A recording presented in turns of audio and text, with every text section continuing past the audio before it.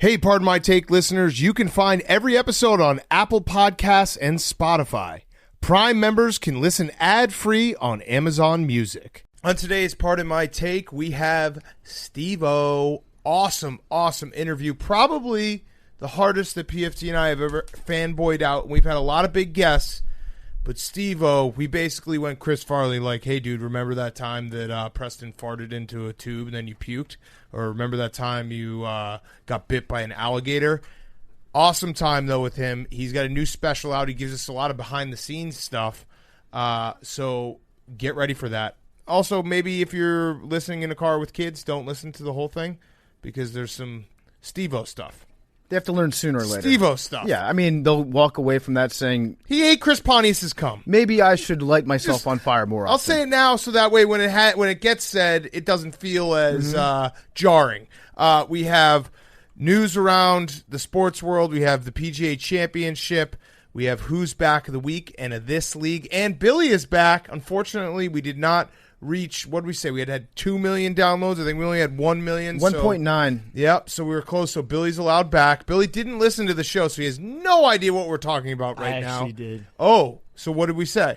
You said that if they listened 17 times, that it would up the listening rate and I get kicked off the show. Mm-hmm. Okay. And then PFT made several jokes about how many shows should have done that with characters. Got it. And, okay, that's enough. Yeah. All right, we got it. You're here is the bottom line. Yeah. All right, so Billy's back.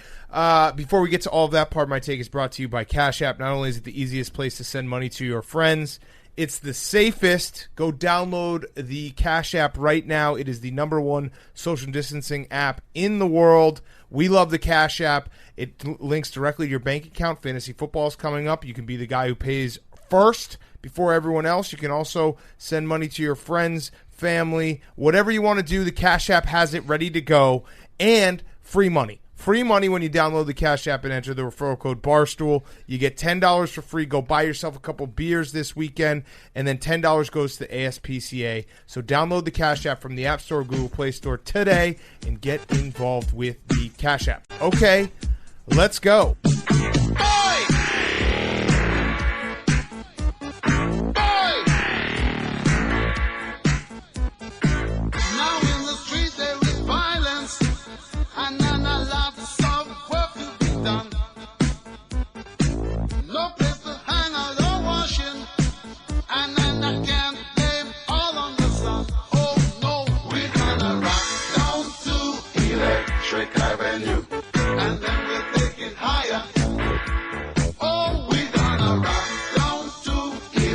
It's Pardon My Take, presented by Barstool Sports.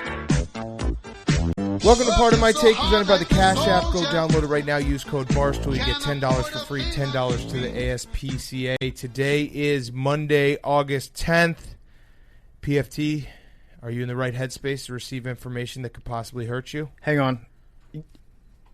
No. Yes. College football's been canceled. Yeah. Not officially, but it feels we like can read the writing on the ropes. The MAC canceled on Saturday, which, as we all know, the MAC is the most important conference out there. So the dominoes have fallen since then. Right now, as we're sitting here on Sunday night, it has not been officially canceled. But I think we need to just expect the worst and hope for some long shot miracle to happen and have the season happen. But as we're sitting here right now, it feels like the Big Ten is going to announce that they're canceling on Monday, and then who knows what's going to happen. Like, I could still see the SEC being like, fuck everyone, we're playing, which I will watch every single game. But that is where we're at. I'm sad. It hurts. Pain.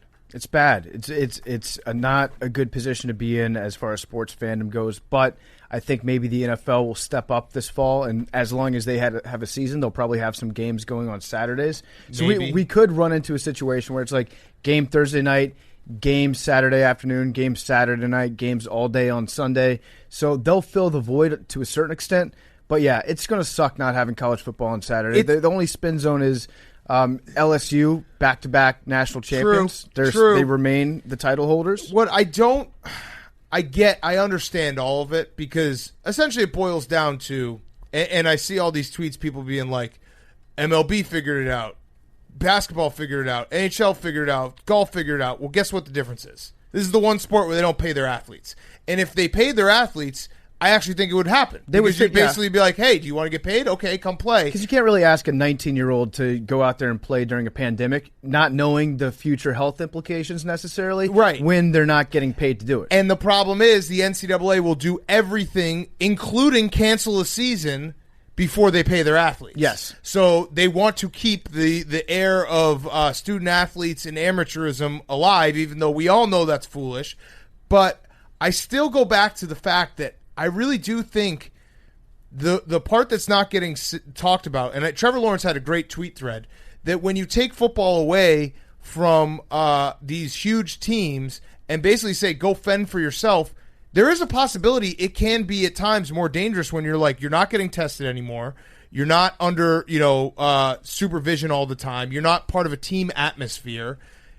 Basically go fend for yourself. And I think that's a valid argument that just kind of gets lost where everyone says we have to cancel it. Like, there's nuance to this. And absolutely. The United States of America doesn't do well with nuance anymore. But you're right. I think that like having access to world-class healthcare, or at least like United States class healthcare at the top of it, when you're like, if you're an athlete at Clemson, you are getting much, much better care taken care of you than you are if you're just like a random 21-year-old in Aiken, South Carolina. And how about if you want to play, you have to follow, like, you have to wear a mask and you have to socially distance. Yeah. And you have to be cautious, whereas the alternative is let's just let all the student athletes go out in the world, and who knows what happened, because guess what? It's now they're just part of. And I get the liability and everything. Billy told us a fact that 1 in 50 offensive linemen will die from a heart attack during a game, which I don't know where he got that fact. Out of his ass. He literally just said that before the show. I get all of it. I'm just sad that we're probably not going to have college football this season. I wish they could figure it out. And it feels like it's being made to be a black and white issue when it's not fully that. Where there, what I keep going back to, though, PFT, hold on, I want to hear your way, but what I keep going back to is why cancel it right now when, like, if in March, New York was absolutely ravaged by coronavirus. Now New York's doing pretty well. Like, I don't know. I guess you kind of have to, because you can't just let people just linger there. But it feels like, I don't know, maybe delay it a month, delay it 2 months, see if things get better. And knowing that it probably won't, but at least you give the opportunity that maybe we can figure out a way, instead of being like, here we are, second week of August, everything's canceled, we're done. Okay, what about this idea? I stole this from Breaking Bad. What if they just elected to pay the players, but they're like, we'll pay you guys each $1. Now you're technically employees or minimum wage. Like in Breaking Bad, when they saved Bob Odenkirk's life, Better Call Saul's life, it was like, hey, pay me $1. Now I'm officially your lawyer. Right. You know, now you can tell me anything that you want, and I can't say anything. If you find a way to make the players professionals. Now, what about this? Actually, like a serious way to do it? What if just every football program disassociated themselves from the school technically? So they're like a small business that's being run in South Bend, Indiana, or a small business in Austin, Texas, or Tuscaloosa, one that like is a little bit separate from the schools themselves. So then all of a sudden, yeah, you can have like a loose affiliation with the campus, but you're not working underneath the NCAA anymore. Right. Now it's just like a collection of small businesses across the country that happen to kick ass at football. I'm in for that. It's like company softball teams, right? You bring in some ringers, you pay the guys more to work at your company, so then you dominate in the season against the other power plant in Albuquerque. So like, why not have a way where we can at least this is a moment for college sports where you can say this is the time, if there was ever a time, to like just get rid of the whole ruse that is that these guys aren't money-making machines for you. Here's what bothers me the most is why are all billionaires fucking dorks and losers? Because if I were a billionaire right now, I'd sit down and be like, hey, I just crunched the numbers. 70 or so Power 5 teams, pay each player, 100 guys on a team, $100,000. That's $700 million. If I had Bezos money... Mm-hmm. Dude, if you're Bloomberg, that would make you a president. Yes. You could have used that $700 million instead of your weird fucking 3-week campaign and just paid the players, and we would have had college football, and everyone would have voted for you. Yep. Would you pay for your own stadium? No. That absolutely has to be tax incentives. Yes, I will get the mayor in my back pocket. Listen, and all the people will have to pay for my stadium. But you know the what? Players, I'll pay for. I actually think that most people, at least in SEC country, would take that in a heartbeat where it's like, yeah, raise my taxes 1% to 2% to fund a new stadium. Yes. Give it to billionaire Big Cat, and he's going to make football happen. I just wish we had one cool billionaire. Yeah. One cool billionaire who's like, you know what? I got $20 billion. What's a bill? What's throwing a bill at this so that the country can be happy on Saturdays in the fall? Mm-hmm. Nothing. Fuck that. This is why the lottery needs to put out bigger jackpots. How much does Jeff Bezos have? We need billionaires out there that did rice. absolutely nothing to get their money. Like somebody that is just given a lottery ticket for $1 billion. A dude like that would come up with a sweet kick-ass idea like this. Dude, Jeff Bezos has fucking $190 billion. You can't give me one bill, Jeff? Jeff? You fuck? Do it. Bald. I shouldn't say this because now he's getting the robots and all that shit. Bill Gates has $113 billion. Give me one bill, Bill. The Rock right now has Just an opportunity. give me a bill. If The Rock, Florio put this out here, I talked about it last week, but if the XFL was able to work a bubble, then they could get the college players to play for an XFL team in the bubble. I don't think that's going to happen. I just want college football. What I just said to you was exactly what you're saying, but I put the letters XFL in front of it. No, but the problem with we were talking about the college. No, because college football players. Your premise is college football players will then decide to play in the XFL to improve their draft status.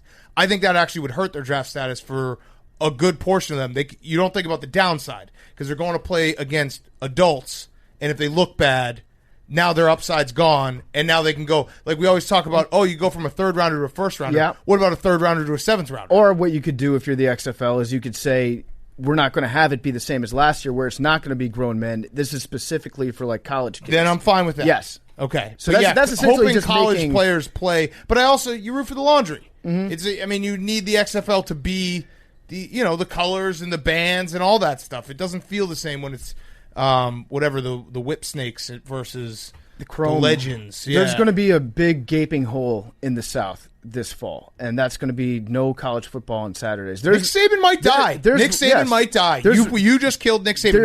Does Nick Saban count as a coronavirus death? No, Nick Saban just counts as. I think it's adjacent. It's a football death. Yeah, but it's adjacent. Coronavirus caused it. I think that if you're looking to set up a business in the South, just like start a church in the South right now where you have service on Sundays.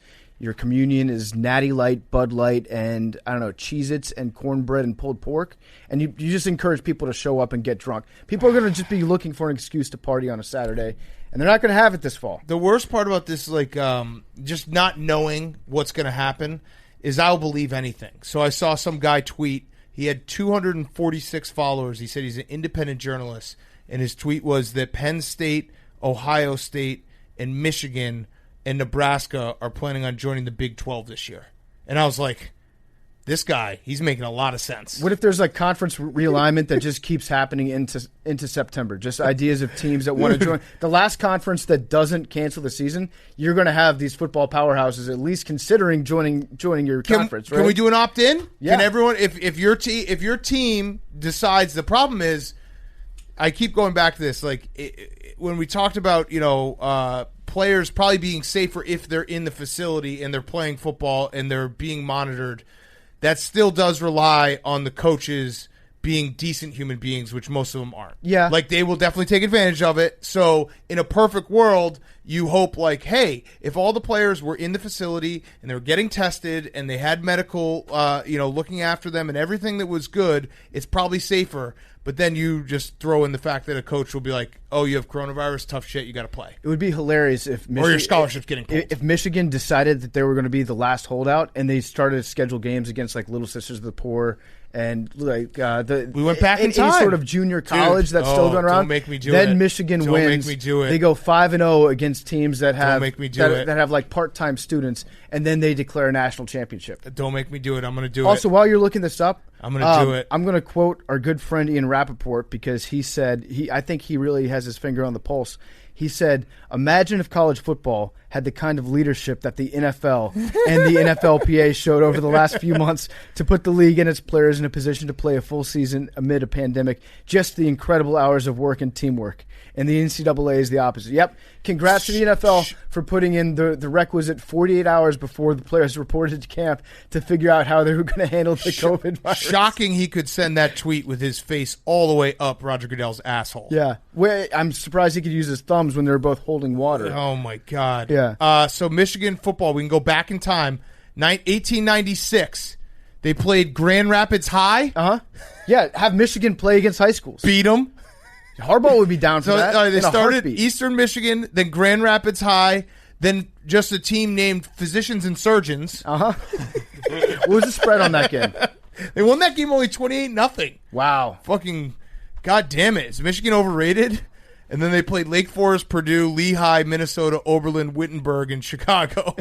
And this was like before, like the teams were traveling by train, I would have to imagine. They would invite teams and then teach them how to play football and then whoop them up. Yep.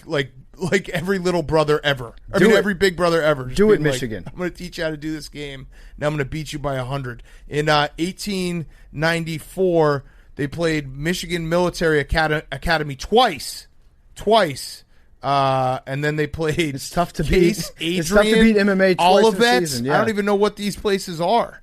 We need to go back in time. We need to let Michigan just make their own schedule, go back in time, and just start whooping up on random people. I would watch it. Yes. I'd watch anything on Saturday. Mm-hmm. I do hope they have NFL on Saturday. Oh, here's the only positive. Okay, one positive. Let's finish this with one positive.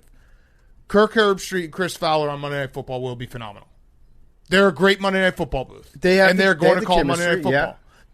That will be a good. We won't have a season of complaining about Monday Night Football. And Herbstreit's got the Trent Dilfer private jet that he can take around, so he's not going to get sick. Yep. So that is one positive. There's the one positive that we can go with there that feels like maybe there's it still sucks. You're right. I do think that there's a good chance that Nick Saban, the likelihood that he dies from having no football is actually way higher than the likelihood that he dies from coronavirus. Right, exactly. Yeah. You are putting his life at risk. Mm-hmm. People who are deciding to cancel this, it fucking sucks. Mm-hmm. I would say him, the Stoops brothers, probably. Yep. I'm going to go with Jimbo Fisher. I feel like he needs football.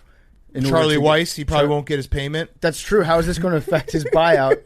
Herm Edwards. How is Herm Edwards going to be able to turn young boys into upstanding young men if he doesn't have a football season in which to teach them? Oh man, maybe that's what we do. Maybe we have just a live cam, like the when like a bald eagle's about to give birth. Mm-hmm. We just have a live cam on Nick Saban every Saturday in the fall. Just him puttering around the house. I would bet on Nick Saban. Eating his cream pies and watching the Weather Channel. He probably still gets up at the same time every morning. Absolutely. He'll drive into the office. Yes. He'll hallucinate that he's going to be playing like UAB that weekend, drop a game plan for him. All right. You know what we should do? Yeah.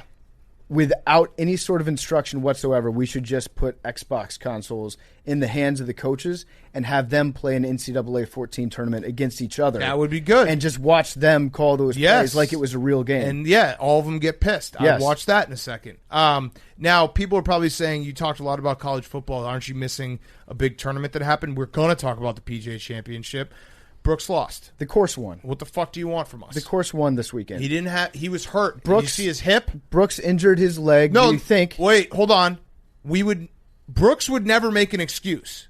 But if we were to make an excuse for Brooks, he was so clearly hurt, and anyone who's talking bad about him right now can go fuck themselves. We don't make fun of somebody that's injured. We don't root for injuries. Right, we make fun of them when they complain about little ants. Right, the course won. It defeated Brooks. Morikawa, he hit an awesome shot. That was that drive was Happy Gilmore shit. Yeah, he was phenomenal. Yeah, he drove it to within 5 feet on a par 4. It was just it's actually perfect that he won in the exact way that Bryson would have wanted to win. Yes. By flexing his drive on a par 4.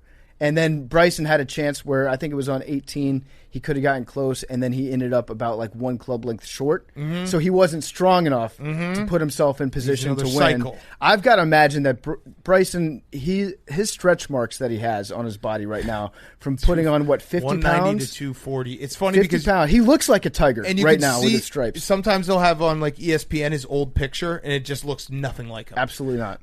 So it was phenomenal golf. I was glued to it all weekend. It was great that we got primetime golf.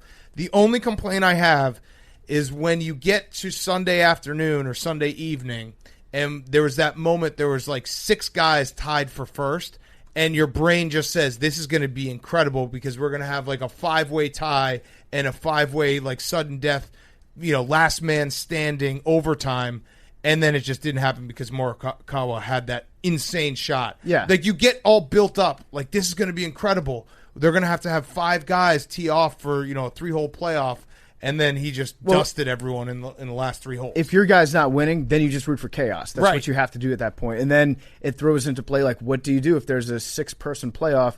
Is it going to take place tomorrow morning because it's getting late? Is it going to happen now? How many holes is it? How long is it going to last? Like, one of the best sports experiences of my life was back in, I think it was 2008. Tiger? When they had the U.S. And Rocco Open playoff. Mediate? At the end of that Sunday, when you're like, guess what? We get an entire another day, like a bonus day of major championship golf. That is something you're like, I'm not doing shit at work tomorrow. I made some golf fans very upset when Brooks had like a little bit of a hip thing, and I was like, there's never been a player who's played around with a leg injury in a championship. In a major championship. In a major like that. championship. Yeah. I was like, bro, Tiger won with a broken leg and an ACL. Uh-huh. Yeah, I know who Tiger Woods And is. also, we don't know what Brooks has. Brooks might have 2 torn ACLs. Correct. So you don't know that. Let's not judge a person's injury using the eyeball test. It's called a HIPAA violation. It was awesome, though. It was awesome golf. Any major, whether you're talking about the Travelers or the Masters, it's all awesome. I do love it being on West Coast time, though. Yes. That is so great. That's Yes. like, you don't normally see golf in prime time like this. I expected, like, it'd be sweet if they put the Sunday Night Football guys up there with Jim Nance to do the commentary at the end of the day. When's the next one? Like September. Mid-September, 5 and then weeks. when is Masters in November. November. I wish they did the majors like every other week for 2 months. Yeah. Because I just get there's something about watching major golf. It's just so much fun, and it sets up the weekend. So it's such a great couch activity for an entire weekend. I'm feeding it. I want more. It threw off the nap schedule, though. Like, watching the PGA on a Sunday night, on a Saturday night, you're like, you know what? I feel more tired than I usually do. It's because I don't get my naps in the middle of the day. It's true. Anything else before we get to who's back? We'll talk about the bubble and Dame Lillard after Steve-O. NFL, Mort went viral because 69 players opted out. Yep. He knew what Very you're doing. nice, Mort. Mort probably 69s. More definitely 69s. He definitely I've got a sucks joke some pucks. that I'm not going to make about Mort, but it would have been funny. Good. Just know Big that of for you. the record. That was big of you. Yeah, thank you. Anything else? There was a brawl in baseball. That was pretty cool. Yeah. Well, the dude charged the dugout. You don't see that very the often. It's manager. like, by the way, I think that's bullshit. If you call a guy and you say, come over, and the guy starts running at you to fight, you have to fight that guy. You can't rely on your spry young players to like catch the guy and intercept him on the way in and let them fight him. You initiated the fight. You got to finish it now. I agree. I totally agree. So I guess just like, let's have an MMA fight. Who was it? It was the manager, right? Yeah. Of the Astros? Yes. Yeah. Listen. He's like the bench coach. Yeah. Let that guy fight. Just beefing. All right, before we get to who's back, we got a new ad alert. This is a New big one. sponsor alert. New sponsor alert. Huge because it's Jimmy John's. You don't want to steal it again, PFT? Jimmy John's. Jimmy John's. So this is serendipity, as they say, because Jimmy John's is actually one of my favorite places to eat in the world. I'm telling you right now, Turkey Tom, best turkey sandwich you can ever get. The bread is so goddamn good. And Jimmy John's is now a sponsor, so I basically have reached final boss level. I feel so good having Jimmy John's back us. And Jimmy John's is giving away some stuff for you guys. This week, you can get 20% off any Jimmy John's order of $10 or more. Just use promo code TAKE20 at jimmyjohns.com or at the Jimmy John's app through September 6th this year. See restrictions at jimmyjohns.com.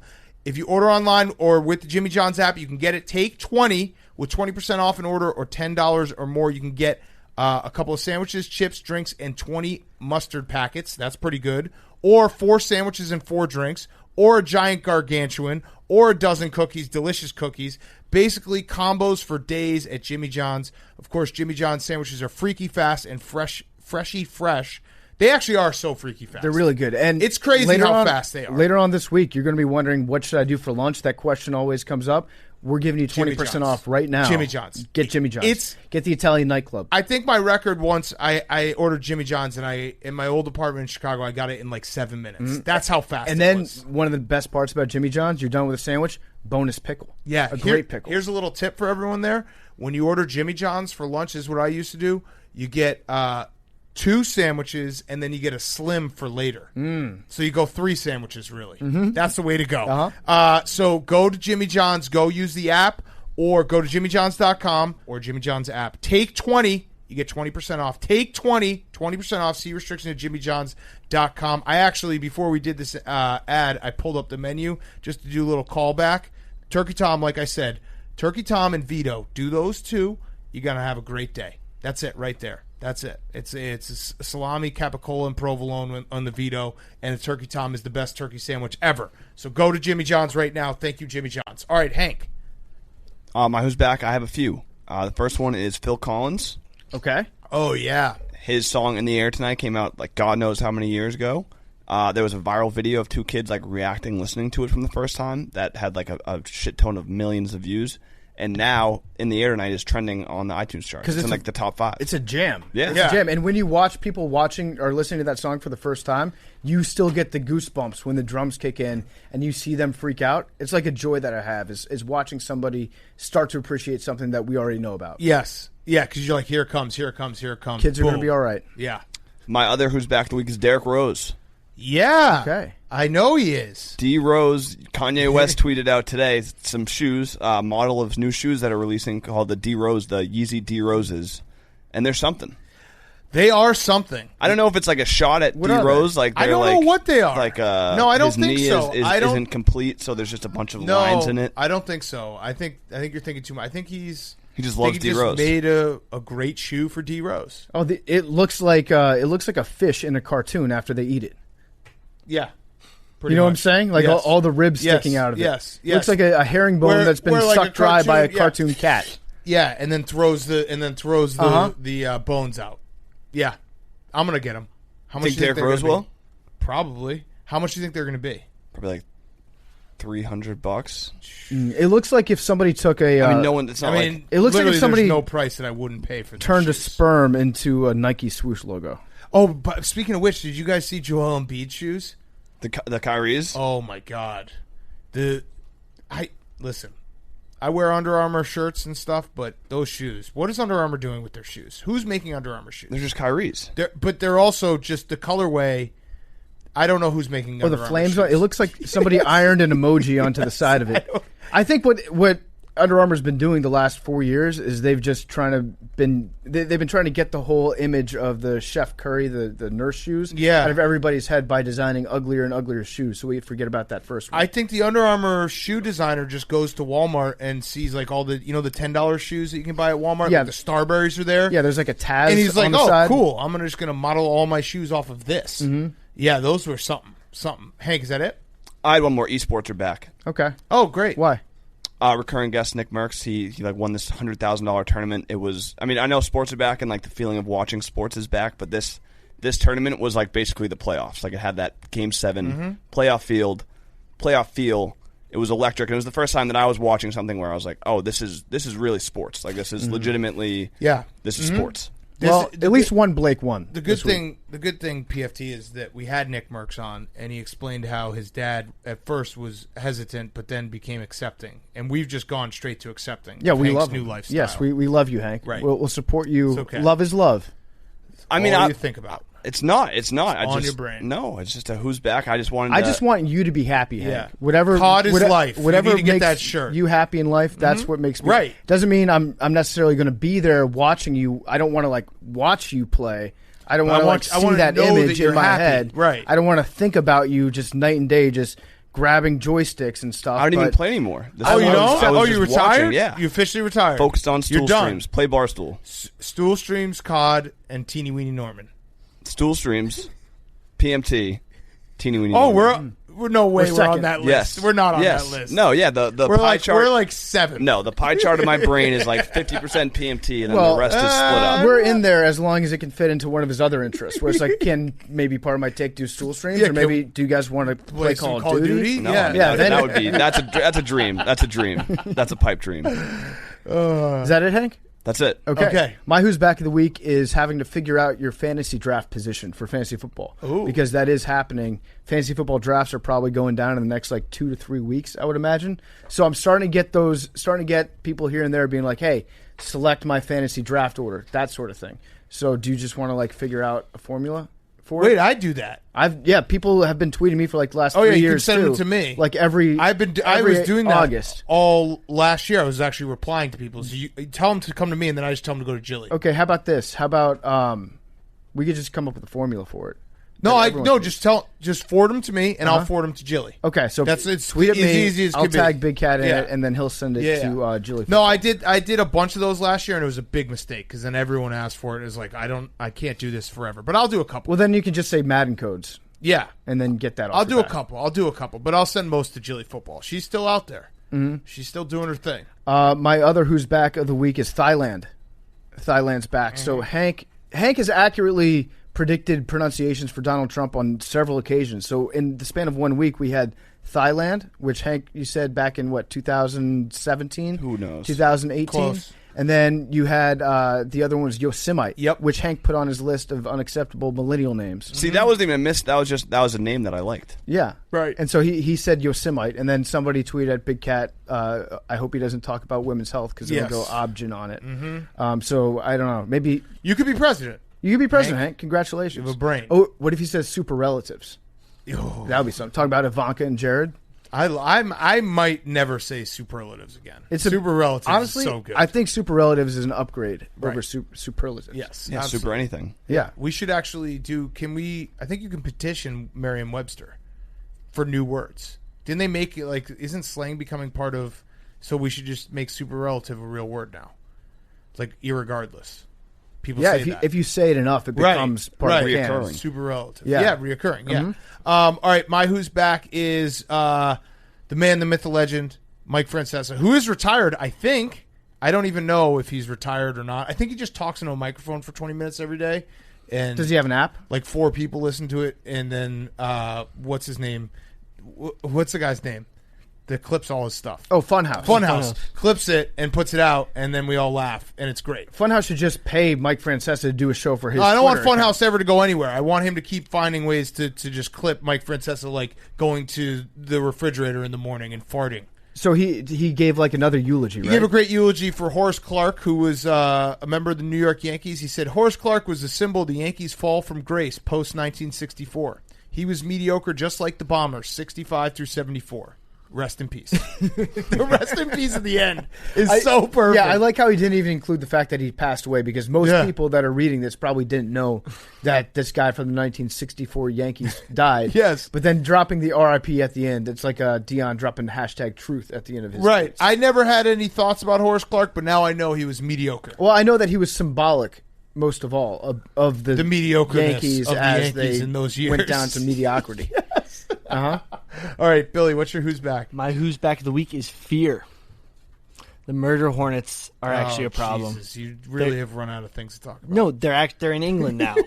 Okay. They're in England. They just skipped the United States? They're in England. They've spread. I'm actually scared. How many murders have they committed? They've commited 0 murders. Oh, wow. Shit. Sounded But they're pretty spreading. scary. They're actually murdering other pollinators in the area, such as honeybees. Flowers.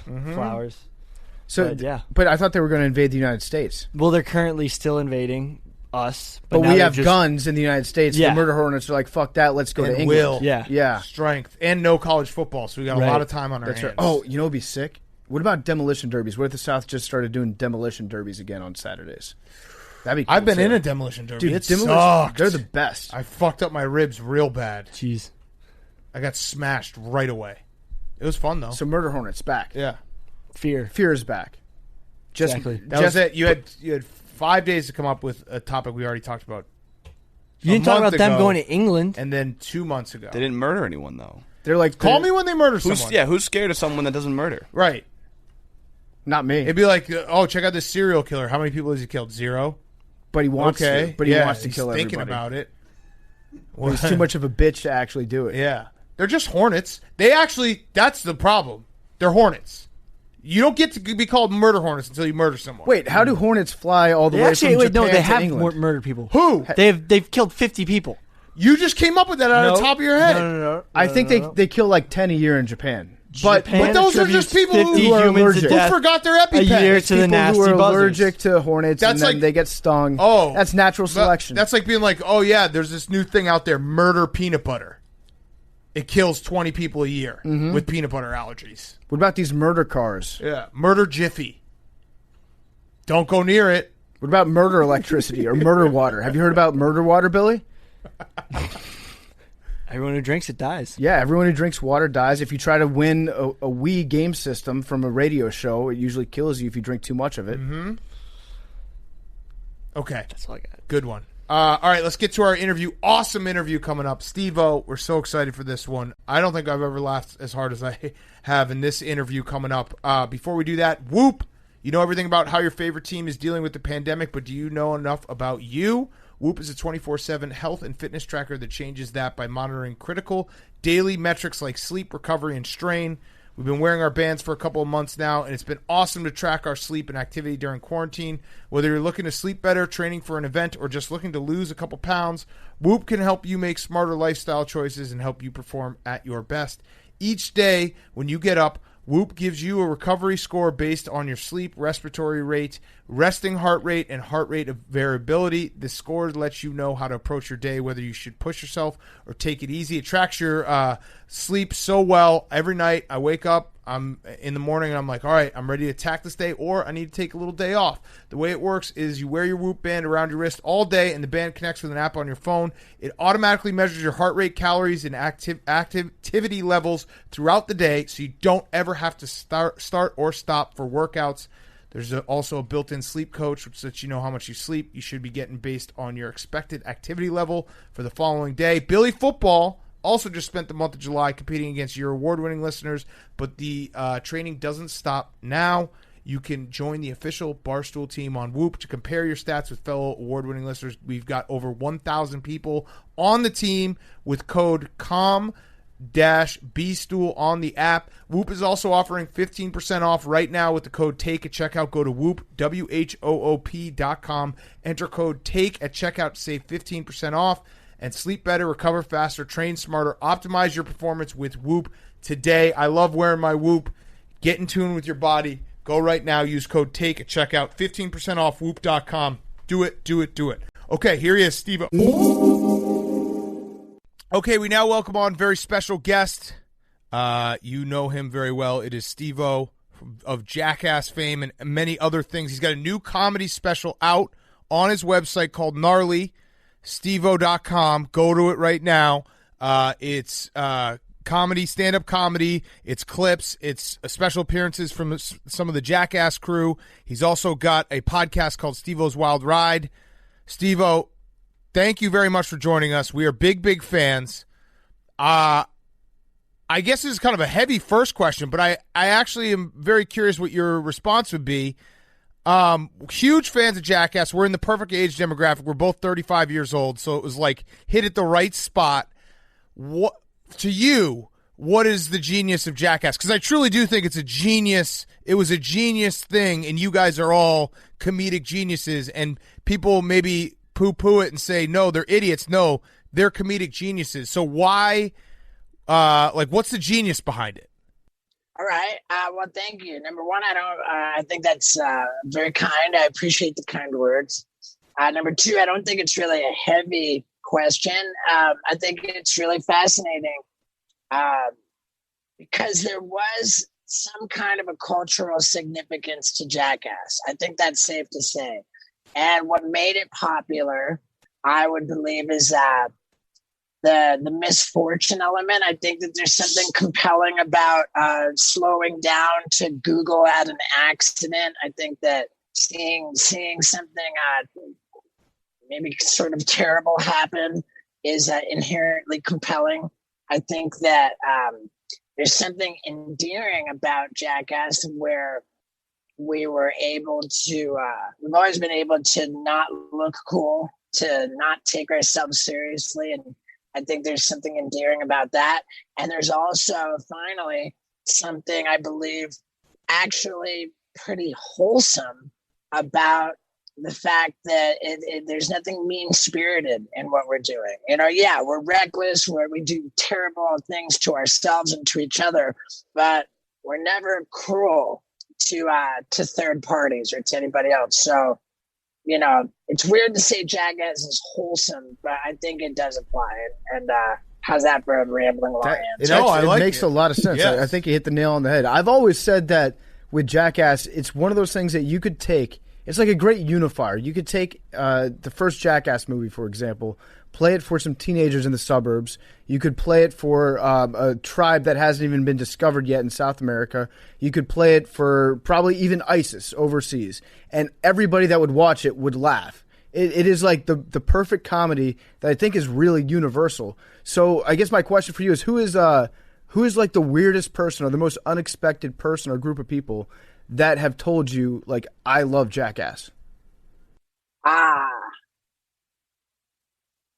mean, it wasn't somebody who said that they loved it, but I remember being really caught off guard one night at a restaurant in New York City. And somebody said sheepishly, sort of, hey, excuse me, I'm really sorry to bother you, but would you mind saying hi to maybe my niece or my granddaughter or something like that? And it was Robin Williams. Oh. And I remember thinking, wow, dude, Robin Williams. And he was just so polite and really like a little bit timid even. But as far as people who were like unlikely fans, I mean, I just am always shocked. I feel like the guy from Dazed and Confused, Matthew McConaughey's character, where he says, I get older and they just stay the same age, because it's shocking how, like, all these years later, literally we're decades into it now, and like little kids that are interested, like how is a little kid like a fan of Jackass, you know? Yeah. Like, and then even like on the older side, like when I'm doing my tour, I look in the audience and to see like legitimately old people, it always makes me really happy. What about your parents? Did like the cast members? Did their parents ever like say, "Hey, we're fans of this"? Because I gotta imagine that, like, looking at your child doing that, it might hit a little bit differently as opposed to watching somebody else's kid do it. I don't know that anybody in my family has ever been particularly a fan of it. I think that they recognize the appeal, but it's just not their kind of thing.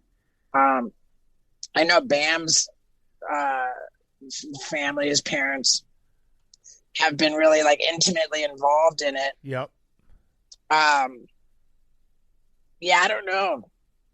I don't know that. I think that the closer you get to it, the less of a fan you are. You know, particularly if you're really like if it's a family member, someone you love, like doing this stuff. I think you would have a mixed bag of feelings about it. So I liked your answer about why Jackass is genius, but I feel like you might have missed something that at least I, when I watch it, I see, and you could tell me I'm way wrong, but I think it is also just friendship. Like, you guys always came across as, you'd fight or there'd be fucked up things you do to each other, but you'd always make each other laugh, and when you make each other laugh, it like kind of fills the room of like, oh my God, they're having a great time. And you could tell me I'm way off, but did it feel like that? That's absolutely a component to it. And I think that I would lump that in with what makes it, a little bit of an unlikely, wholesome thing. That we're not mean-spirited, that we evidently really care about each other. And we've got this great chemistry where there's just some kind of like something magical about it. Right. Go ahead. Sorry. No, that's my bad. I don't know. I'm the worst when it comes to that. I'm the worst. Well, I was going to give an example. It's like, so, the when you boil down, like, guys being friends and male friendship, and it's like, you care about each other, but also if one of your friends, Bam, is deathly afraid of snakes, you're going to fuck him up and lock him into a horse trailer and throw fake snakes at him. Like, that's kind of where it always felt so funny and so relatable. No, I'm never throwing snakes at my friends, but that feeling of like, we can be friends, but I also can bust your balls and like go at you every now and then. At the end of the day, we're still friends. For sure. Yeah, it's busting balls is really what it is. There's a certain type of I suppose, razzing, whatever, that you would only do to someone you really care about. So off that though, was there ever a time where one of the guys took it too far, or it was like true anger that lasted a few days and it was like, oh shit, like we went too far on this one? Yeah. Where Bam broke my nose. Okay. That was that fucking drove me nuts. I was so pissed, and the footage never even was even included in the movie. Thank God I put it in my gnarly comedy special. You know, this fucking terrible, filthy thing that I've put together. Yeah, it was Bam doing his throw water in your face and then super slow-mo sucker punch you. Mm-hmm. And he just it was called The Rocky, and they would play it to like the Rocky theme music.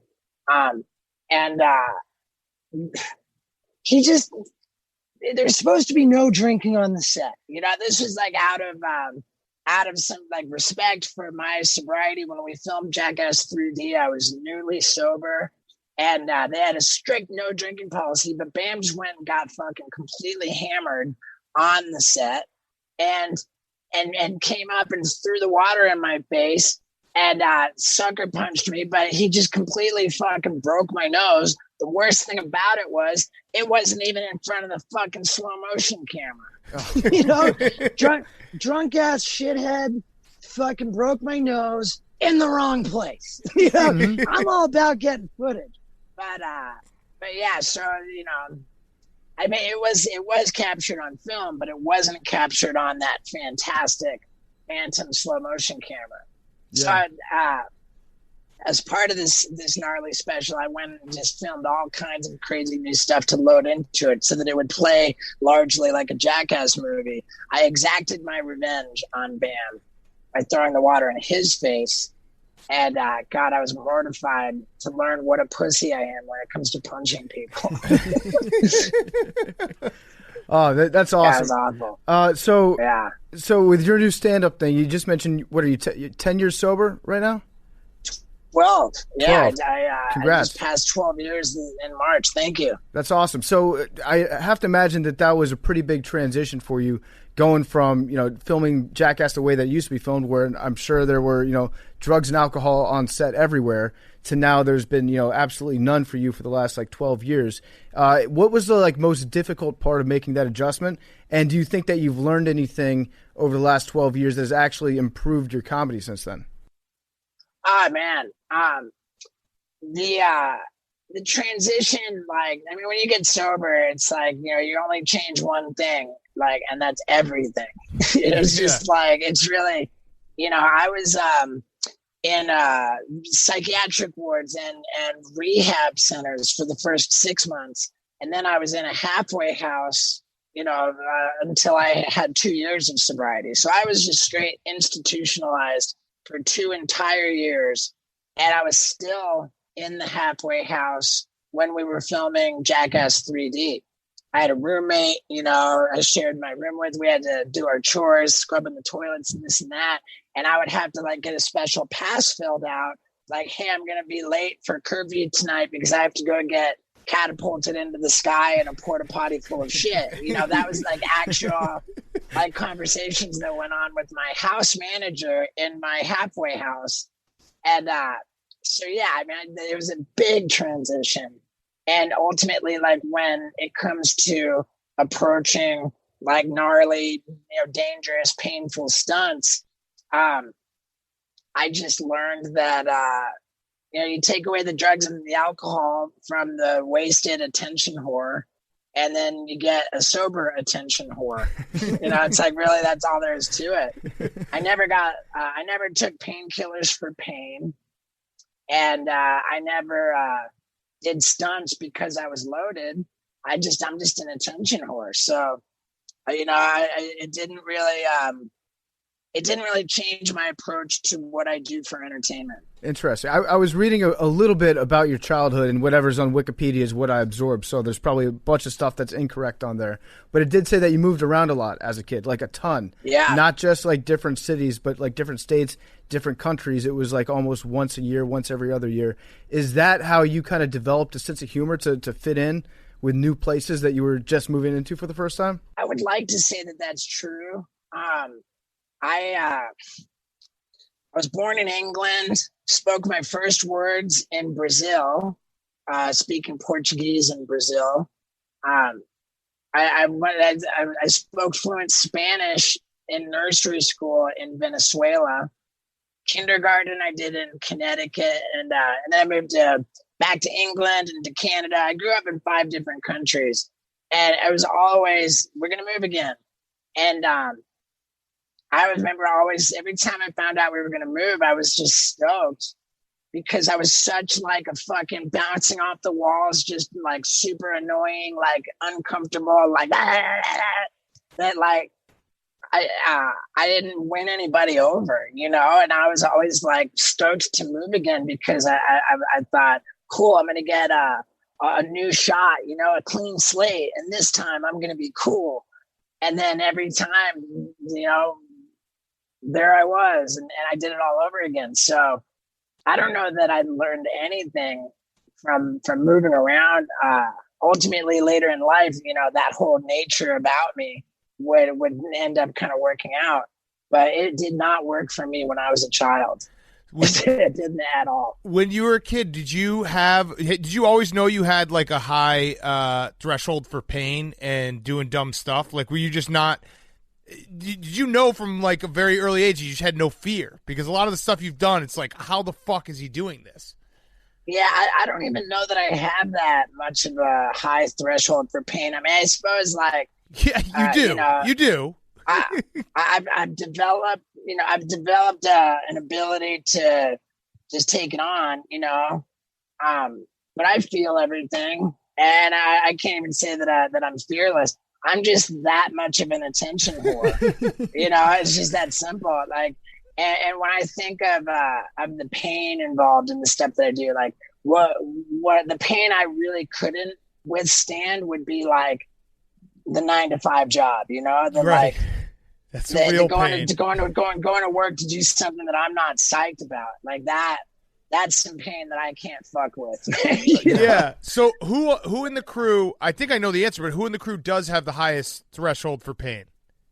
I saw Knoxville do something that would have been that really changed my view.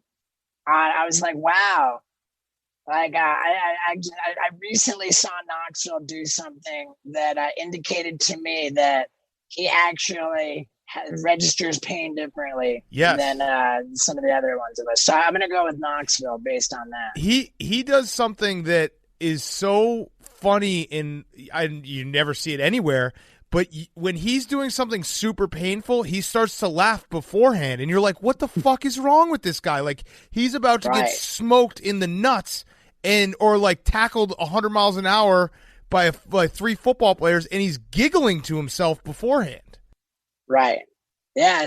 I mean, he's the gnarliest. You know, like I've heard people say that I'd take on the worst of the challenges and this and that, but like, I don't see it that way. I think that Knoxville and the stunts that he does, I mean, are just so messed up, particularly because a lot of us grew up on skateboards, you know, like we actually like spent our formative years like learning how to fall. Yeah. And Knoxville doesn't have any of that benefit of experience with falling and coordination, you know, working on it. Like when Knoxville gets on a skateboard, like boom, he really doesn't know how to fall. So when he does, it's catastrophic.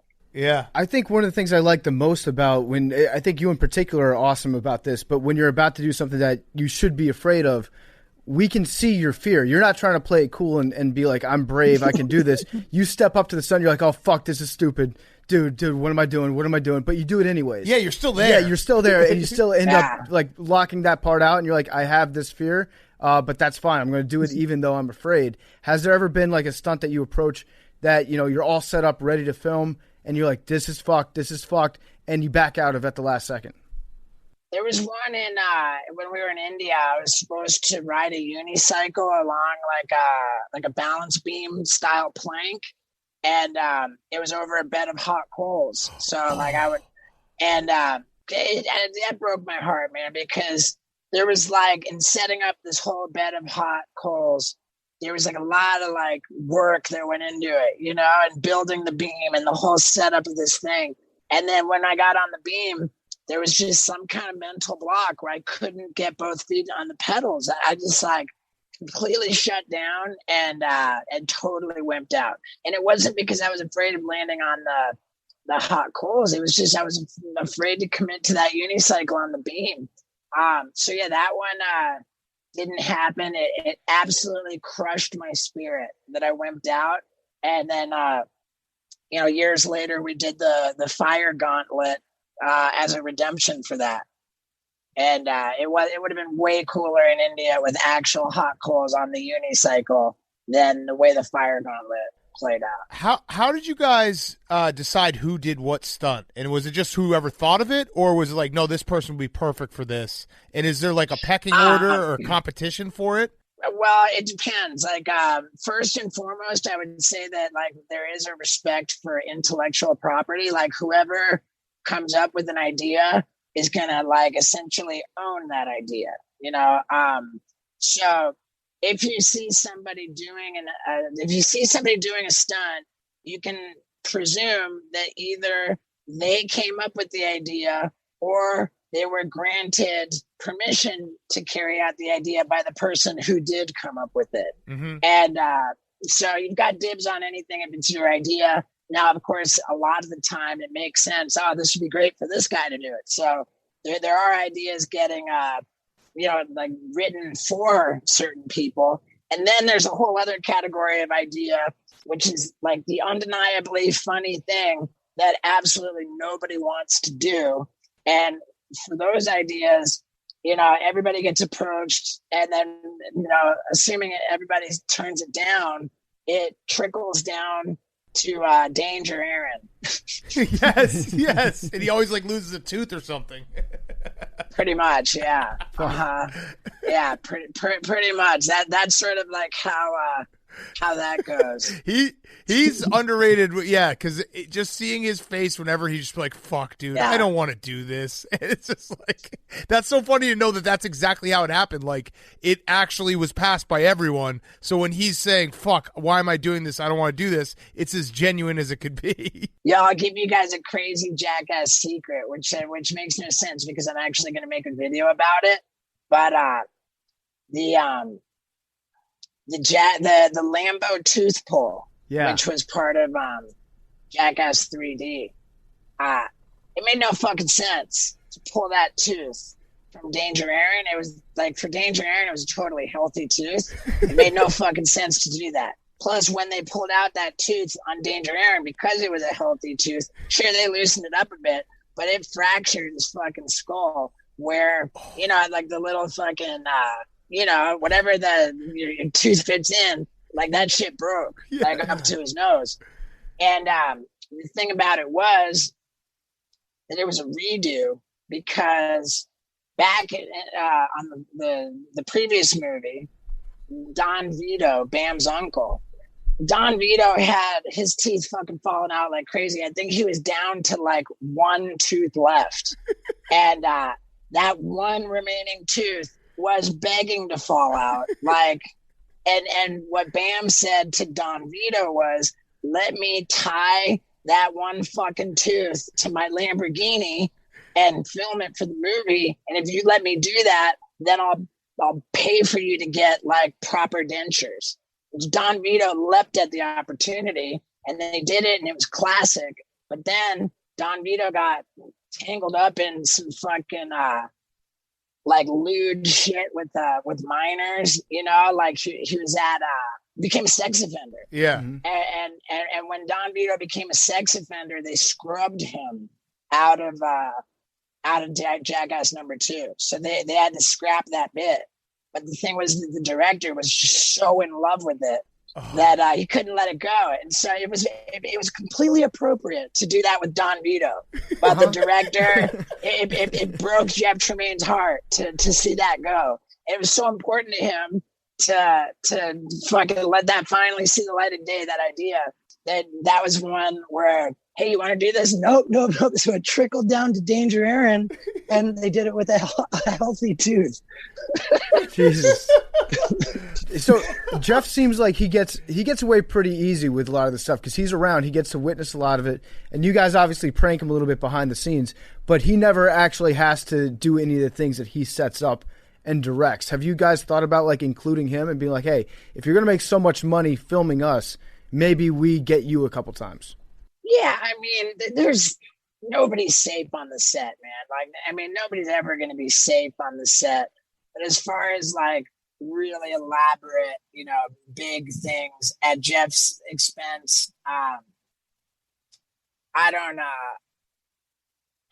know, man. I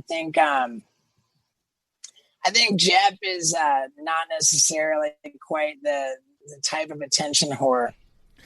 I mean, that's all it is. It's just a big battle for screen time, Yeah. And so part of me thinks, like, why would we do that to Jeff? And, like, we want the screen time for ourselves. I mean, I don't know. I don't know. I want to know how one stunt, one of my favorite, it's very underrated, not like one of your most remarkable stunts, but every time I watch it, I die laughing, is Wasabi Snooters?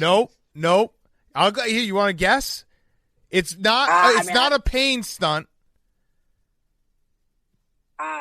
It's not a pain stunt. I know the goldfish. No, it's fart mask when Preston pooped into the fucking beer bong because he was trying to fart so bad and you started puking in the mask. Hey, you guys are really committing to this one, man. We are so alienating anybody who's I don't care, dude. I don't care. I was looking through my tweets before this, and I found a tweet from from 3 years ago, and I remember I was high with all my friends, and it just says, I watched Jackass 2 last night, and I miss those guys so much. So, like, I'll keep doing that every year, where I'll just watch Jackass and be like, fuck, I love these guys. Well, dude, I'm so thrilled that I got the fucking whole Jackass gang together for this gnarly thing. I don't know if you guys saw, like, even the trailer, but dude, the whole fucking gang, Knoxville, Bam, Pontius, Dave England, Danger Aaron, everybody, and they duct taped me to the side of a fucking billboard truck and then drive the fucking thing down the highway with me duct taped to the side of it. And that's how I get to the theater in the opening sequence of this multimedia comedy special. And so yeah, it's a point of pride and honor for me that I got the whole fucking gang together. I'm so grateful to those guys. But yeah, there is new shit from us Jackass dudes, and it is at stevo.com. So but with that said, the fart mask thing. Yeah. For anybody who's not familiar, the idea was to set up what was connected to Preston's like a 350-pound fat guy, and there was like a tube connected to his asshole. It was a beer bong. It was a beer bong that was basically going to one of those old-timey scuba diving masks that's like you can see all the way around, that's like glass. Right. And it was always like it was always like a payoff for a bit if it made me barf. Yes. And the thing is that, like, there's no way that I actually could have smelled a fart that came through that whole tube, but just the setup and preparing to do it, like the idea of it, I have this like super like powerful imagination, which is why I think over the years I was always such an embarrassing premature ejaculation guy, like totally premature ejaculating my whole life, because like the idea of something being fucking sexy would just make me come, much the way the idea of something being gross would just make me barf. I think there's a link between those two things. Sure. Yes. And so just I mean, I've got this big mask on, and Preston basically just puts the beer bong up to his butt, and I'm like, the idea of it, and I'm already barfing. He did end up taking a shit into that beer bong too, because he tried to fart so hard that he shit into the beer bong. I sound so stupid. It's so fucking funny, dude. You know what? I remembered is that we had to film that twice. because the first time they set it all up, I fucking barfed before he got his pants down. I think. Like they're like fucking. They're like fuck. They were so mad. Like fucking Steve-O, dude. Fucking. You know, I ruined it because we didn't even get to start the bit, and I already fucking barfed. So we did it like another day. We redid it. Oh, that's so awesome. good. Oh man, I always used to love when Manny would come out, when Manny would be included in a skit. Yeah. And Manny just recovered from COVID. Oh shit! I'm glad he's all right. He got it bad, man. He was talking about like he was like so dehydrated, like it brought on kidney stones, I think he said, and like, dude, he was just not okay. But thankfully, he's bounced back. That's awesome. So Manny, if you don't know, was their wildlife guy. He was like your nature expert. He wore the shark tooth necklace.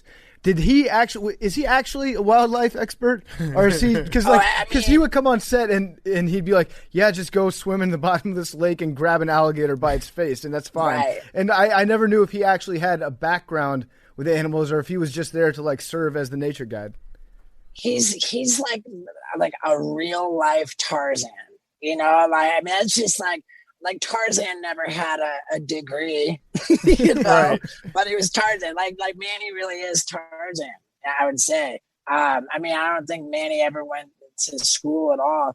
Like when the story was that I think in Cuba, I believe Manny was from Cuba, and he'd show up at school and just ditch, and he would like go out into the swamp to survive, you know, for like days on end. Like when he was a school kid. And that was just his deal, like growing up, like throughout life, like just fascinated with, you know, apex predators and wanting to like get intimate with them. That's awesome. Yeah. He's, oh man. So are you guys? Yeah, I always said that, you know, if Manny says some like don't do something, that means fucking don't do it. Yeah. You know? But if Manny says something's totally okay, that does not fucking mean it's okay either. It's a good way to put it. Like when I did the alligator tightrope, and I just included this in a YouTube video. I was telling the story about this in a recent video. Like Manny's advice for me going into the alligator tightrope, he says, if an alligator gets a hold of Steve-O, Steve-O will relax. And hopefully the alligator will release him. It's like, dude, you didn't go to school it's for the fucking this. best. Like the best fucking thing that's ever been said on Jackass. Steve-O will relax. He will let the alligator take him. And hopefully the alligator will release him. Oh. I love it. We're going to get back to Steve-O real quick, but before we do, I want to talk to you about 3Chi. You've heard us talk about 3Chi on this show before. You might know it as being the Delta 8 federally legal version of THC. It's made here in the U.S. with U.S.-grown hemp. All their products are formulated by a biochemist, and when they released the Delta 8 products, they were the first federally legal THC products sold in the USA since Prohibition started almost 90 years ago. Their effects are a perfect hybrid of CBD and the Delta 9 THC that you might use, and it gives you a similar buzz and all the medicinal effects of normal THC without the laziness, without the anxiety, without the paranoia. You don't have the mental fogginess. You feel sharp as a tack with Delta 8. You feel far more active and outgoing with increased confidence. Almost none of that anxiousness and paranoia that you get with Delta 9 usage. Again, it's a federally legal version of THC. It's a perfect substitute for anybody that uses Delta 9. We all use it around here in the office. I just ordered some more. Got that coming. It's going to be amazing when it gets here. It's going to be like Christmas morning for me because it has you feeling amazing, but you can also be functional and clear-headed instead of lazy and paranoid. They're not just the best in the Delta 8 industry. They invented the industry. They're 100% hemp-derived. It's legal federally, and it's available online at the number 3chi.com. That's 3chi.com. And at retailers around the country. You have to be 21 to purchase, and we're going to give you a special 5% discount. Go to 3chi.com. It's the number 3chi.com. Get your vapes, your gummies, your tinctures, your oils. You can make your own homemade edibles with them. Yum. Cook up a bunch of brownies with 3Chi. You're going to have a great, great evening if you do. But remember, start small, figure out how you handle it, and then you can increase It might knock you off your feet, so start with like a half gummy or something like that. You have to be 21 to purchase. Check them out at 3chi.com. Use promo code PMT at checkout. Get 5% off your order. And now, more Steve-O. When you're trying to translate all this stuff that, in Jackass, you did most of it outdoors, or at least in a place that had, like a lot of room around you to work with and a lot of interactive stuff going on. You're trying to do it on stage. How do you have to kind of like narrow the idea of the joke down enough for it to be funny for somebody that's sitting like in the back row as opposed to somebody that's sitting in the front row? I don't know. There's plenty of stuff that we did on Jackass that didn't require, a great deal of space. When it comes to like really doing like heavy stunts on stage, that's not like what I do routinely on my whole tour. Like when it's time to do, like I had all the Jackass guys come to the taping of the gnarly special. So they would come out on stage and do some like fucking massive stunt, which was like blocked out and shot for the special. I think that everybody's able to see who was in attendance. But yeah, like for that purpose, we were filming like a show, essentially. But yeah, dude, like when Jackass first came out, there was like the director Jeff Tremaine, like when he let me know that the pilot got ordered to series, he said, "Yo, it's not a pilot anymore. We got like 8 episodes, and so I need you to take all of your video and send it in so that we can license it and put it right onto the show." And I sent in all the shit that I had. And then I followed up and I was like, "Yo, what are you using?" And he was like, "Man, like not one fucking clip you sent in is allowed on TV." He was like, because MTV was really touchy about fire. Yeah. And my rule was always like, no matter what you do, it's cooler if you're on fire. So absolutely. And I was always on fire, so that ruled out a ton of footage. They had another rule that was that if you're going to jump off something, it can't be above a certain height.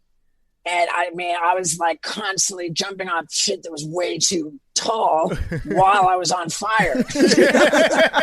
I was like, and speaking of fire, like the grand finale of the gnarly special, I got burned so fucking bad. I had to have skin grafts on 15% of my body. Oh shit! Like it's the worst fucking injury, the most painful situation I have ever been in my life, and thank God it's finally out. So yeah, again, check that out. But so when Jeff Tremaine told me that nothing was allowed on TV, I was legitimately worried. Like, what kind of fucking pussy ass show is this? I got actually concerned that it was going to be like so watered down that it wasn't intense. And of course we figured our way around all their rules. But out of the gate, I knew that I had like a wealth of footage that I could distribute on my own. At that time, every night on TV, it was like Girls Gone Wild, like Caught on Tape. There were these like, Too Hot for TV videos. And I was like, man, I'm going to make my own Too Hot for TV videos, which I totally did. And I also like put together a whole fucking tour where essentially I would come out on stage, get all fucked up, and walk everybody through what you're not allowed to do on TV. And that was the whole show. And whenever I promoted it, I promised, I said, I will be drunk and on drugs or your money back, which I was so proud of. And so, yeah, that was like kind of the deal. And man, those days were something else, man. Those days were something else. But as far as to answer the question, what's it like doing the shit on the stage? Nothing stopped us, man. Yeah. That stage was covered in blood, barf, piss, fucking every night. Man. And half the time we would be doing the show at universities where we would be like wiping out their student council allotted entertainment funds by pissing and bleeding and barfing like all over the stage, and then just fucking trying to hump as many of their students as possible. This has been awesome, Steve. I had one last question. It's the MeUndies soft question of the day. You're a podcaster, Right. so you know about this stuff. Go Yeah, to for sure. MeUndies.com. I haven't done MeUndies yet. Okay. I don't know why, but yeah, dude, I love it, and I love being on the podcast bandwagon. I also saw you guys on TMZ, and Yeah. fucking congrats, man! Dude, it's crazy. I don't even really remember that.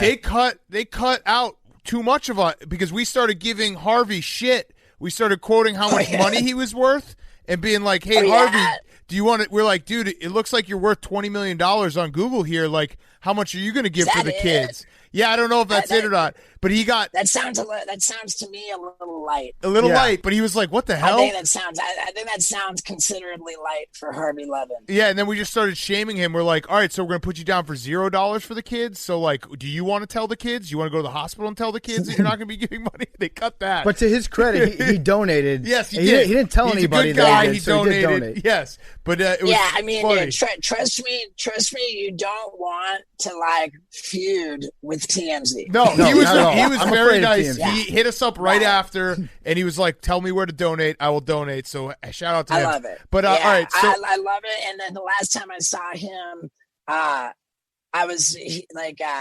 he complimented me on. He said, "Man, you look great, dude. So much better than Bam." So like something like that. But yeah, I've always had a pretty good relationship with TMZ. Yeah. And that's where I get my news. You know. Yeah. Like, Fuck anybody who says that TMZ is like tabloid trash, because dude, their journalistic integrity is so solid that they don't get anything wrong. Yeah, no, it's true. They don't. And Harvey did it. He donated after the fact and didn't make a big deal of it, which I appreciate Love it. even more. So, all right, the MeUndies question. Go to MeUndies.com/PMT to get 15% off your first purchase. MeUndies.com/PMT to get 15% off your first purchase. Jackass 4. Is it happening? Is it fully happening? Have you guys already filmed a bunch of stuff? We were 1 week into production when shit got shut down. But that's actually a good thing, because that week was so fucking explosive that we went from should these guys really be doing this? You know, is this kind of a fucking piss take at this point? They're like, some of them are 50 now. Right. And in that 1 week, we proved ourselves. It was the fucking heaviest week, and we got just this footage where now Paramount sees it, they're behind it, they're when the world starts spinning again, we're as big of a priority for Paramount Pictures as there is, from what I gather. Hell yeah. So, yeah, the world will need laughter cool. at that point, for sure. Listen, that puts a smile on my face, knowing that it's still going to happen. It's going to happen even better. But check out this fucking pisser. Check out this fucking kick in the balls. During that 1 week, while on the set, my agent calls me up and he's like, "Hey, look, man, I just kind of let you know that you're selling out your all of your comedy club gigs, so far in advance now. It no longer makes sense to me to entertain any comedy club offers. So congratulations, you have officially graduated to theaters." Whoa. There you go. And I'm like, rad, fucking booking an international theater tour. Not. And then everything stopped. Yeah. Everything stopped. Everything stopped. But then I started the podcast, and I set up distribution for this gnarly comedy special, dude. And man, I'll give you a spoiler from my comedy special, the gnarly thing. It's not just stand-up comedy. I did all kinds of new stunts, and one of them, not only did I swallow an entire load of Chris Pontius's cum, but I did it right in front of my father. Oh my god! Wait, you just took a shot to the mouth, or what? He blasted a huge load into a condom in the bathroom. He jacked up, and then he tied it in a knot and brought it out and he handed it to me in front of my dad. See, Yeah, this is My dad- where. Go ahead. Yeah. Sorry. Go ahead. Say it. Well, my dad's notoriously not cool with the gay humor. So, I remember my dad was like, "Why is this the right thing to do?" Yeah. And I said, Dad, I'm not doing this to hurt you. He says, "You're not going to hurt me. You're going to piss me off." It's funny that we talked about like what your parents' reaction to all this stuff and everyone's parents' reaction, and showing how different of a world it is that you ate Chris Pontius's cum in front of your dad. And it was like, yeah, that's what I did. And when you say that line, I think all of us in this room are thinking our dads listen to this show and they're going to be like, what the fuck was that interview? Yeah. And we didn't eat any cum. We didn't eat any cum.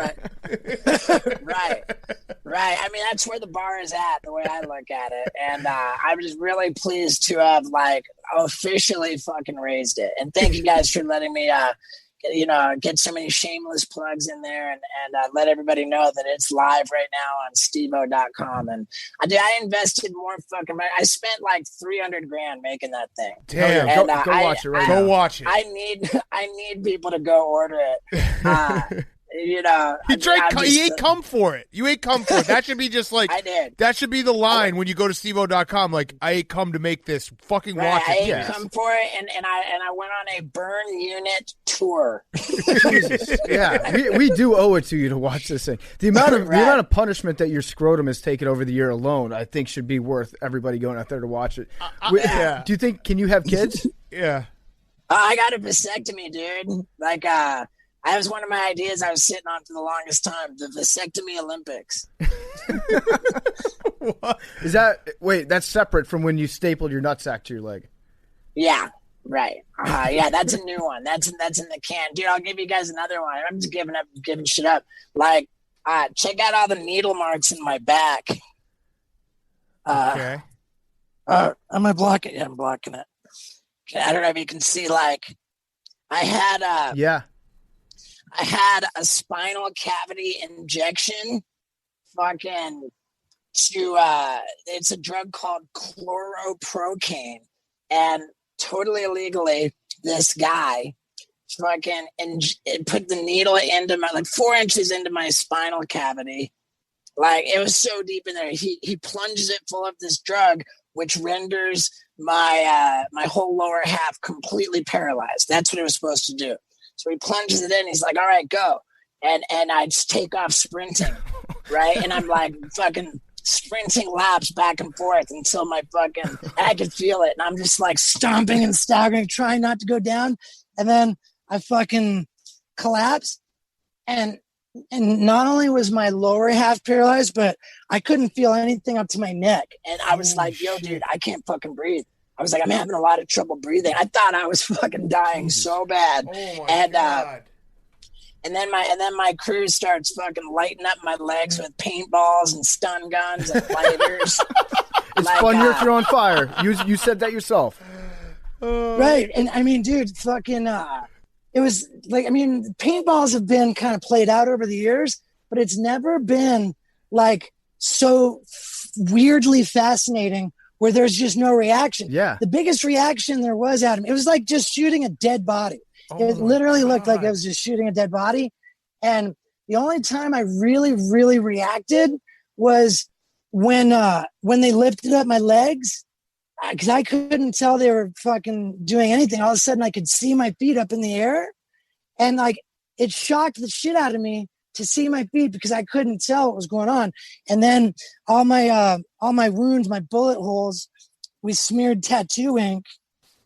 So hopefully I got some shit. Like it was like a Tekashi 6ix9ine shootout because we did like all rainbow colored fucking ink smeared on these point blank paintball wounds. Oh my God, dude. So you say that you're like giving away spoilers. I actually think that people are going to want to watch it more. You have to watch That's kind of the beauty of it. Like, you can spoil Jackass, and it just makes you want to watch it even more than you did before. Sure. The thing about that one is that we only filmed it this past weekend, and that's going to be in the follow-up to Gnarly. Perfect. Which, but yeah, Gnarly's loaded with. There's plenty loaded into Gnarly. Like, holy shit! I will not waste anybody's time who goes to stevo.com to check it out. I mean, go just look at the trailer. Like, it's so fucking fucked up. I love it. What's the insurance like on the set of Jackass? Will anybody actually give you like liability shit? I don't know, dude. I don't know. I remember after we filmed Jackass 3D, I was already sober, and that was the first time where going into it, I said, "Hey, what happens if somebody gets like really hurt or killed?" And I had never asked that before. and they said, workman's comp law, the Californian workman's comp laws apply. You're like, all right, that's a good enough answer for me. Get time off for the funeral. You could have said anything. Jesus. That sounded to me so funny.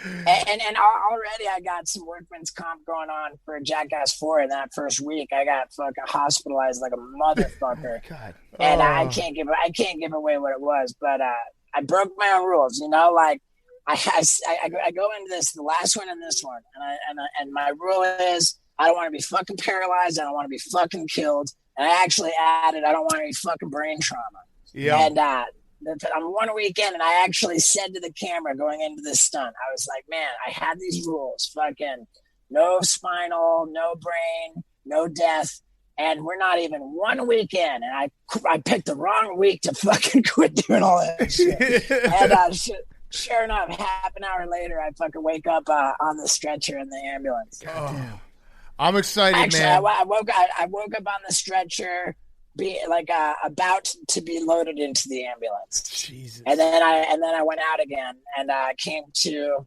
like being like out of the, I don't know, dude, it was fucking, that first week of filming was heavy, and like there's full confidence for me that it's going to be a hit. I love it. I'm excited. I can't wait to watch your special as well. It's going to be awesome. Yes. Well, Steve-O, thank you so much. Go to steve-o.com. Yeah. Do it right now. Go to steve-o.com. Buy the gnarly special. Also, listen to his podcast. This has been awesome, man. Next time you're in New York City, we'd love to have you come by our studio. Yeah, I love it. Congratulations on the meteoric success of your podcast. And thank you for being so kind to me to alienate such a large portion of your audience that doesn't know about or care about Jackass. It's been a real honor, man. Thank you guys. I appreciate it. Thanks, all right, man. Steve-O. Thanks so much, also, man. Also, can I just say, hearing you say dude, I think you have the best dude in the world. Oh, well, thanks, man. Yeah, dude. Yeah. All right, man. Thanks so much. That interview with Steve-O is brought to you by our friends at Norton 360 with LifeLock. In these challenging times, it's amazing that we can stay so connected. You've probably been relying on your Wi-Fi connections more than usual. Between working from home, shopping online, binge watching stuff on your devices, your private information is now more exposed than it's ever been, and cyber criminals keep finding new ways to take it. A lot of people don't stop to think about this problem until something bad happens to them. But every time you bank, shop, or browse online, you can be vulnerable to cyber criminals. There are more threats than ever, so Norton LifeLock is giving you more protection than ever. Norton 360 with LifeLock is going to give you all-in-one protection with device security, identity theft protection, and a VPN for online privacy and more. And if you have an identity theft problem, a U.S.-based restoration specialist is going to work to fix it. Nobody can prevent all cybercrime. Nobody can stop all identity theft or monitor all your transactions at all the businesses. But Norton 360 with LifeLock is a powerful, powerful ally for your cyber safety. You want them on your side. Sign up today. Save 25% or more off your first year. Go to norton.com/PMT. That's norton.com/PMT. And you're going to get 25% off your first year at norton.com/PMT. Okay, let's get some segments, finish up the show. We forgot to talk about hockey. Hockey is back. Congrats, Thank you. Blackhawks. It's always good to have playoff hockey. I know you could have gotten the first overall pick, but you know what? Would you rather have like a week and a half of a combination of misery and pain and maybe a couple glimpses of awesomeness now, or would you rather wait 4 years to maybe have a good player? I would take the immediate gratification every single time. I also have tricked myself because it is Taze and Kane. I'm like, okay, well, they could just do it. They could do it. And I should have done retroactive who's back who's back, is furiously Googling and checking on Twitter for the playoff schedule. I've been looking for it everywhere. Like, where is it? Give me the playoff schedule. I need to plan the rest of my next 2 weeks around when the Blackhawks play. So give it to me, give it to me, give it to me. Also, the Washington Capitals defeated the Bruins in the first round of the playoffs. That ensured seeding, so Hank has to play third. Yeah, they're third Who instead they of gonna fourth play? seed. So The Islanders. They have to play the Islanders. We're going to Borelli's. Hank has to play against the Hurricanes, but you're fine with that, right? Because you Remember guys that beat the pig Hurricanes that they had last year? They should have killed that pig when the Hurricanes lost. Agreed. I stand by that. You Agreed. can't have a rally pig and then when they lose be like, oh yeah, now the rally pig gets to just live. And you can't bring a pig back. Because Right. if you bring that same pig back from last year, I'm Nope. going to be the first person to start like circling patches on its skin and be like, "That's a different pig." Kill from the one pig. last year. Listen, that's just how it works. You can't just be like, we're going to ride the pig's momentum. Oh, whoops, we died. Pig gets to live. All right, this league, we got a lot of this league. Damian Lillard versus the Clippers was an ultimate this league moment. So Dame missed 2 free throws at the end of the game. Patrick Beverley was not playing and just clowning on him. Before that happened, Dame Lillard hit a 3 Yes. and was like pointing at Pat Beverley, being like, "I want you out Yes, here." yes. And so Pat Beverley was sitting out the game. They were just clowning on him in an empty gym, just yelling at him. Afterwards, they interviewed Damian Lillard and were like, how do you feel about it? And he's like, it's a sign of respect. I've sent Pat Beverley home before. I've sent Paul George home before. That seems to be the end of it. Nope. Then Paul George took it to Instagram, which is like the full circle for this league. I'm getting exhausted just explaining this. And Instagram is the new Temecula. it was like, Where you it's guys like, are you guys are won't chumps. see me on these IG Yeah. streets. Called them chumps. Basically, yeah, they got into it going back and forth with each other. I would not fuck with Damian Lillard or I Pat wouldn't fuck Beverley. with Pat actually. Beverley, yeah. Like fucking with Pat Beverley on the court. That's like walking outside in a lightning storm with a 9-iron in hand. He will fuck you up because that is what Pat Beverley is brought in to do is Yes. just fuck with people. And then Dame obviously said, Paul George, like, you keep switching teams. You don't want the hard work. Which, if you're Damian Lillard, you get to say that argument because you have been in for the Trailblazers your entire life. You get to make that argument. You absolutely get to make that argument. Paul George worked his way out of OKC, worked his way out of Indiana. So I think that stands. But then Pat Beverley was like Cancun on 3. Yeah. So that always that kind of ended. But then Damian Lillard dropped another 50 piece. Yeah, 50 burger, 50 chicken McNuggets. And the Clippers are currently getting smoked by the Nets. Which they're probably not trying. Yeah, but, so but you got to think Dame Lillard's gonna sound off. It's been funny watching it go back and forth the last couple days between the Lakers and the Clippers, both trying to avoid the Trailblazers in the first round because, they're the team that nobody wants to play out west. Oh, and we officially have a play-in game because the Grizzlies lost again. So at worst, the Grizzlies will be playing in at best, the Grizzlies will be playing in a play-in game. At worst, they won't even be in the play-in game. But that's going to be awesome. Mm-hmm. So August 15th is the first one.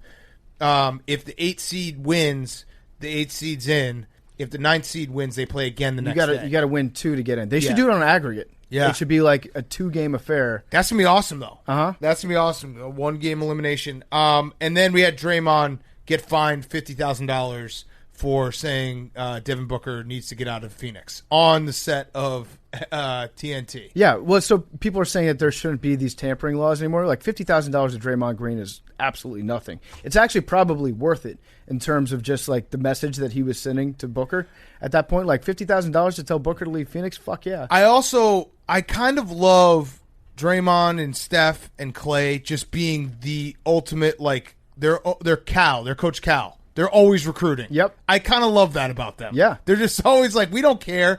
You guys have already said everything you're going to say about us. We're just going to keep recruiting talent. Yeah, no, and the Warriors, like given how they put their team together the last couple of years, like they are able to speak with authority on whether or not players should leave their market that hasn't treated them well. Yeah. Come on over. Although the someone tweeted, I think it was Devin Booker has won more games in the last week and a half than Draymond has won in 2020. Yeah, but Draymond gets to claim all the victories that he's had with Steph Curry True. and Kevin Durant True. and all that. Suns are hot. Yeah. Suns are hot. What else we have? Oh, Billy. Kevin Durant. What about Did you guys see this? No. Oh, man. All right, so some guy on Twitter, his name is Z the Creator, out of nowhere just tweeted, "Why are you such a weirdo, ? You were too wealthy for this. You really went and followed my girl. That's why she blocked you, honestly.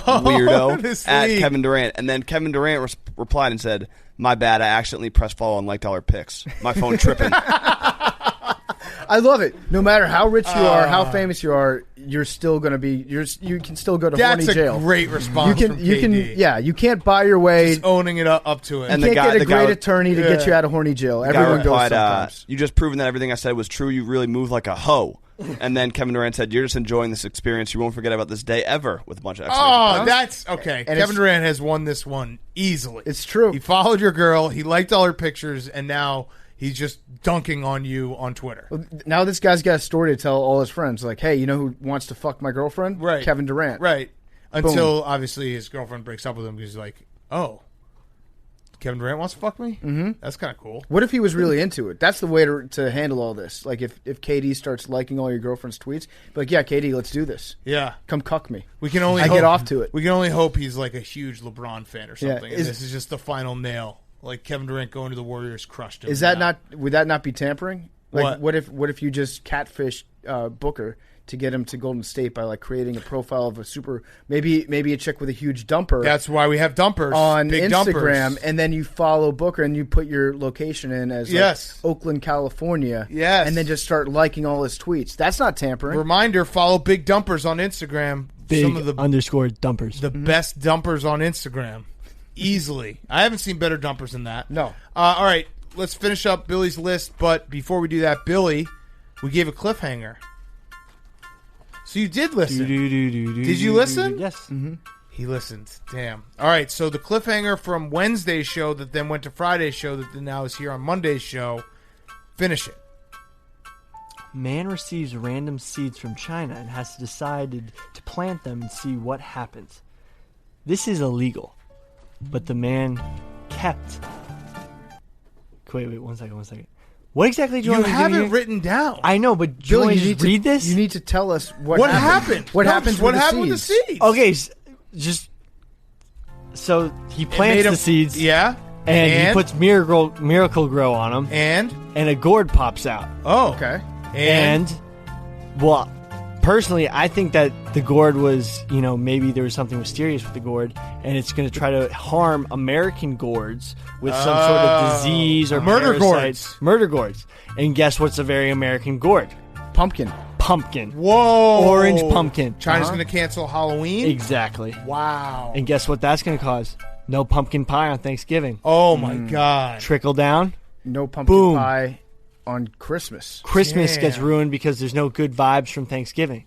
You could also say, like, what if the gourds just strangle out local vegetation? They take out Christmas trees. No, the other seeds, there's a variety of seeds. There's pine seeds. There's all sorts of seeds. So, yeah, maybe they're going after Christmas trees. Maybe they're going after pumpkins. These are invasive species. These are murder gourds. If you plant them, then it'll suck off the life from like the native species here in America. I think whatever foreign entity is sending these seeds into the United States, foreign entity. Can we already get that? They're from China. You're working for we're not going to blame the NBA right now, Billy. The Chinese Communist Party. Steve Kerr over here. Yeah. Anyway, Billy's very sympathetic to President Xi. I think whoever's doing this is they're very nice seeds. Waging the war on Christmas. Okay, so I like that. I can connect, but also that was worth the cliffhanger. Is this payback for TikTok? Exactly. Like we're gonna strangle out TikTok, so we're gonna send Vine over. Well, Bill Gates might get TikTok. That's true. Who would you trust with the information? Twitter might also get it too, right?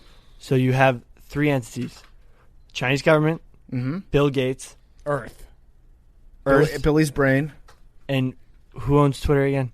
Jack. At Jack. Which one of those guys you want having your TikTok information? Wait, say it again. Chinese government. Yeah. Bill Gates. Yeah. Jack. Because I think Jack is too incompetent to accurately manage my sensitive information correctly. Bill Gates, though, Bill Gates a while ago created this thing where you could basically turn poop into water. That's true. But so think about all the shitty tweets we have. Jack invented the like button. Shitty TikToks are more shitty TikToks than shitty tweets. Right. So what could we harness that into? Pumpkins.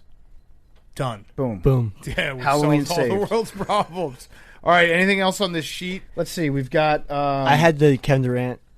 You did. Yeah, you did. Good job. You had Whip Snakes winning. Congrats to the Whip Snakes on back-to-back championships. see. Dynasty? You said 12-6 are the 2020 champions, and then you put Water Dogs have not, but you didn't finish that sentence. What were we going to say there about the Water Dogs? That they didn't win the championship. Water Dogs are the best first half team in lacrosse. That's course. just facts. Snake becomes We're halfway strap there. hanger? What is that? I don't know. There was snakes on a train.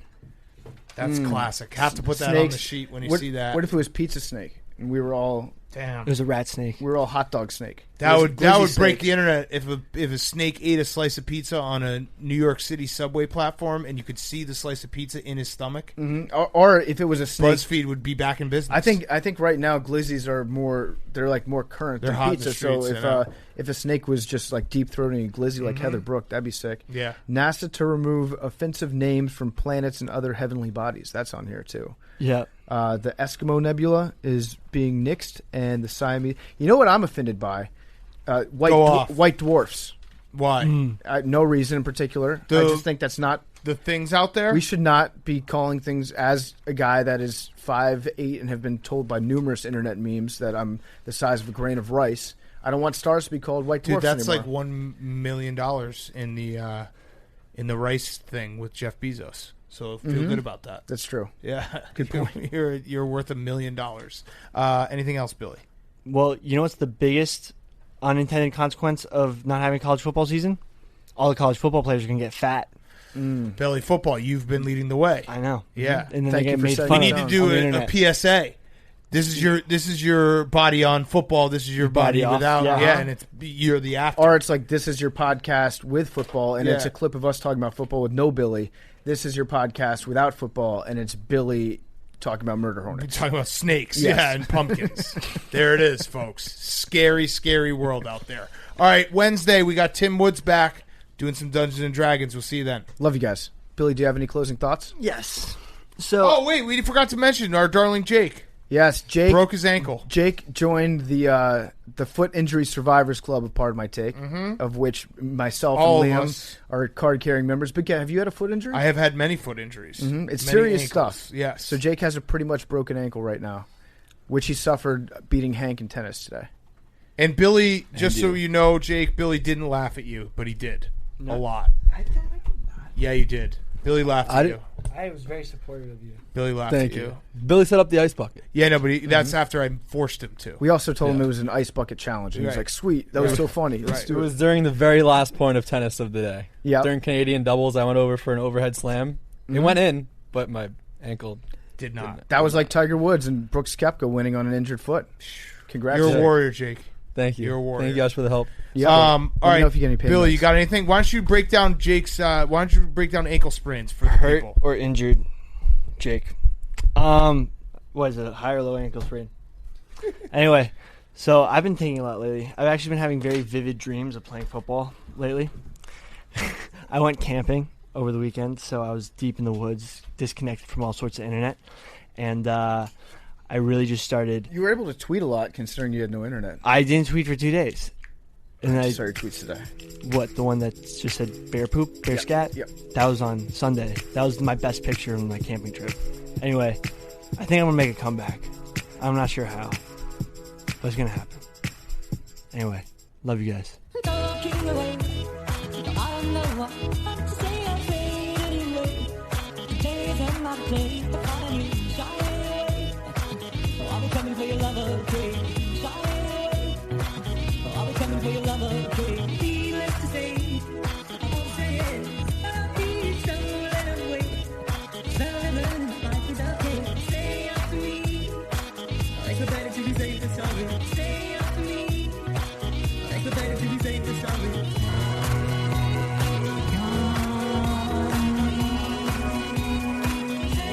On